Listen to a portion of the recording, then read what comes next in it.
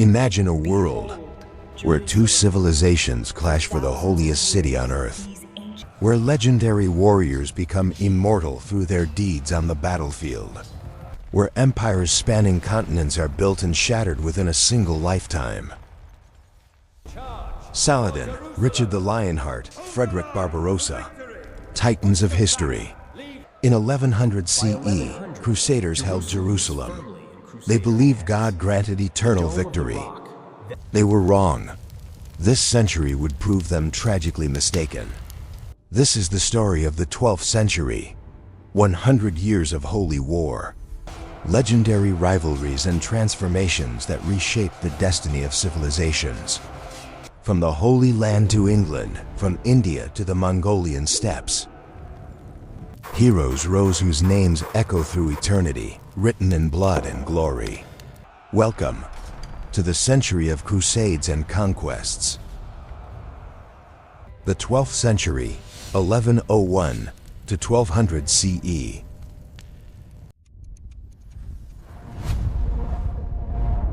As the 12th century dawned, the world stood transformed by previous upheavals. In the Holy Land, Crusaders had achieved the impossible. Jerusalem was theirs. 4 Crusader states stood as European outposts in the heart of Muslim lands. The Muslim world was divided, fragmented into rival sultanates and caliphates. But from this chaos, a new force would soon emerge to challenge everything.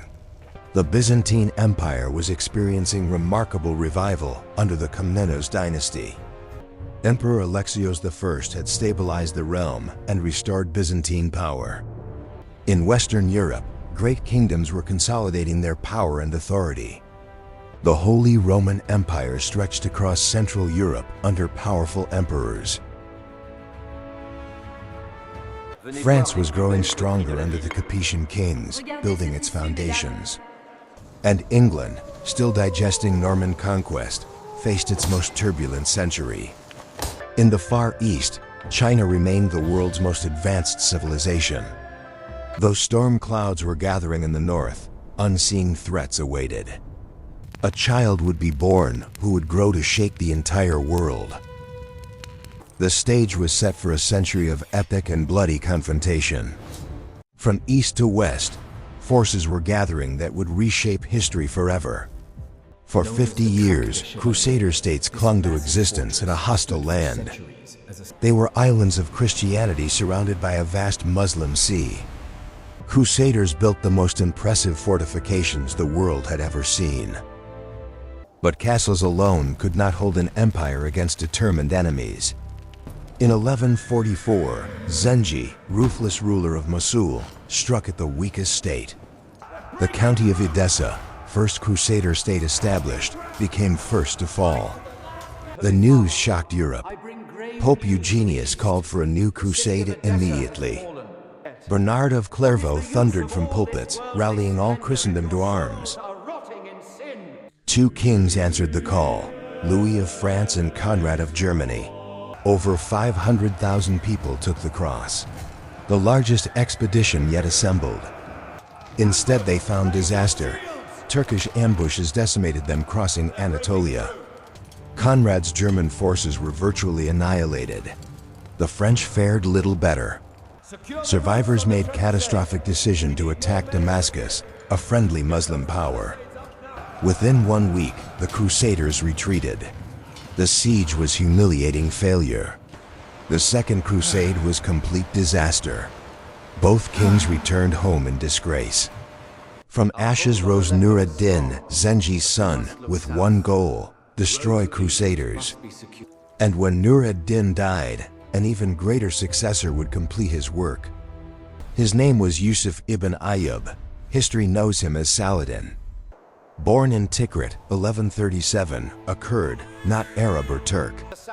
He grew up serving Nur ad-Din, learning the arts of war and kingship. In 1169, Saladin was sent to Egypt. Within 2 years, he ruled it. He made himself master of the ancient land of the pharaohs. By 1186, Saladin united Egypt, Syria, and Mesopotamia under one rule. For the first time since First Crusade, Crusaders faced a unified Muslim enemy. Then came provocation. Reynold of Chatillon attacked Muslim caravan during truce. Some say Saladin's own sister was among travelers. He swore terrible vengeance. July 4th, 1187. The armies met at Horns of Hattin. The Crusaders were exhausted, dying of thirst in waterless terrain. Saladin's army surrounded them. The battle became a complete massacre. The king was captured. The true cross, Christianity's holiest relic, was lost. Saladin personally executed Reynold, but to others he showed unexpected mercy.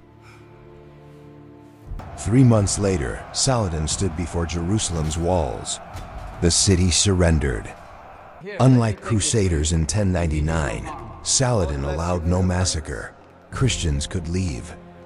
The Dome of the Rock was restored to Islam. Jerusalem was Muslim again. Within months, almost every Crusader fortress fell.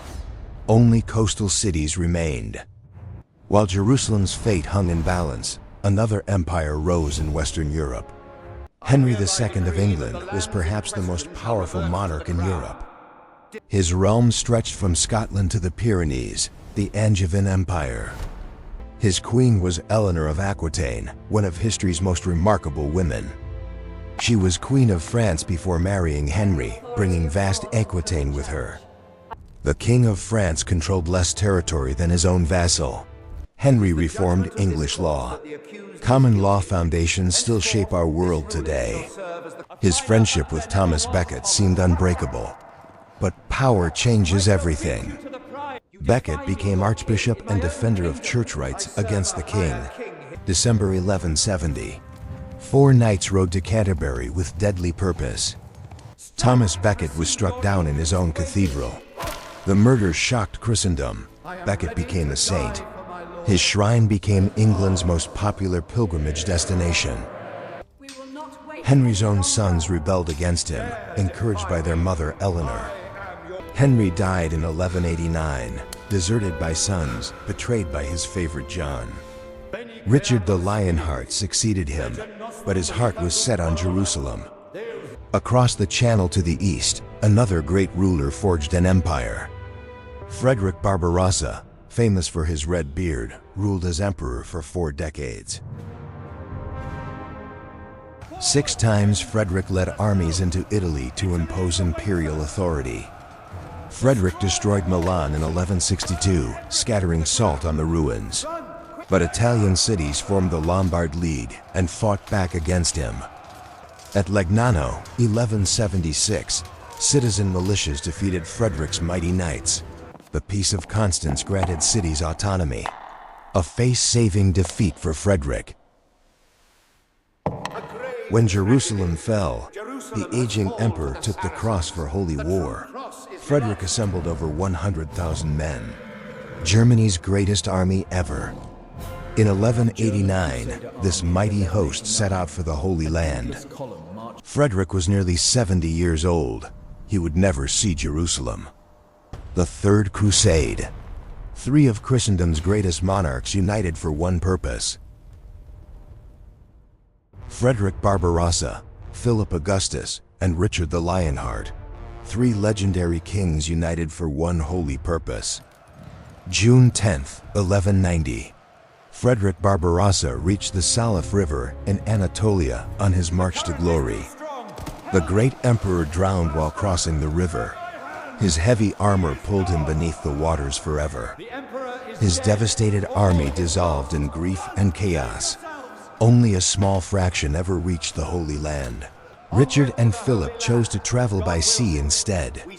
A wiser choice, but their alliance remained deeply fragile. The 2 kings despised each other with burning hatred. Their bitter rivalry threatened to destroy everything they built. They converged on the city of Acre, where a desperate siege had continued for over 2 long years. In July 1191, Acre finally fell to the Crusaders. It was a major and celebrated victory.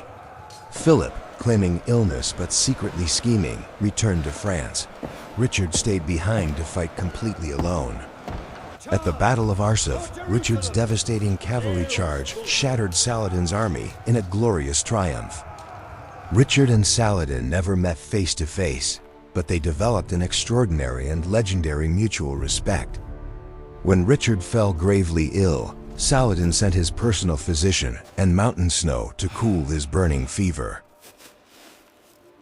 Twice Richard marched his army to within sight of Jerusalem's walls, and twice he was forced to turn back.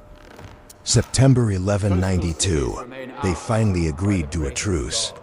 Jerusalem would remain firmly in Muslim hands. Richard sailed for home, never to return to the Holy Land. His great crusade remained forever unfulfilled. Saladin died just months later, so generous in life that barely enough money remained for his simple funeral. Richard and Saladin became immortal legends, eternal symbols of chivalry, honor, and noble warfare between worthy enemies. While crusaders fought desperately for Jerusalem, another great conquest was reshaping South Asia completely and forever. The Ghurids came from the harsh Afghan mountains, carrying ambitions that stretched far beyond their rocky homeland. Muhammad of Ghor, their greatest and most ambitious ruler, turned his hungry gaze toward the wealthy Indian plains. In 1191 at Touraine, the mighty Rajput king Prithviraj crushed Muhammad's first ambitious invasion completely. Muhammad barely escaped with his life from that disaster, but he returned the very next year seeking vengeance. The Second Battle of Touraine reversed everything completely. Prithviraj was captured, humiliated, and brutally executed. Within just a few years, Delhi, Benares, and Bengal all fell. North India was transformed forever. When Muhammad was assassinated, his loyal general Qutb-ud-Din Aibak established the powerful Delhi Sultanate. The Qutb Minar still stands proudly in Delhi today, an enduring monument to this profound and lasting transformation. But the 12th century was far more than just wars and conquest. Great civilizations flourished across the entire world. In China, the Jurchen people conquered the north, forcing the Song dynasty to flee south for survival. But southern Song China flourished magnificently despite the loss, with trade and culture reaching extraordinary new heights. Around 1162, a boy named Temujin was born, the future Genghis Khan. In Japan, the bloody Genpei War ended the elegant Heian era forever. The samurai warrior class rose to power. In Southeast Asia, the magnificent Angkor Wat was completed. It remains the largest religious monument ever built by humanity. In Europe, the first great universities emerged in Paris and Bologna. The 12th century was truly a century of titans, extraordinary figures whose legendary deeds echoed through all eternity. A century of holy war and unholy politics. A century where mighty empires were built and then brutally shattered. The borders drawn, the conflicts ignited, the cultures shaped during this century still echo powerfully in our world today.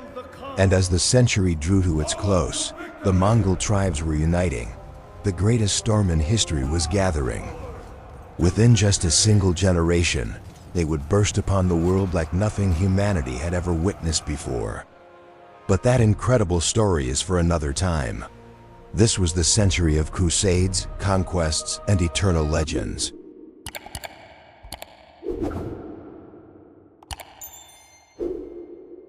Next episode, the 13th century. The Mongol storm that devastated empires and changed absolutely everything forever.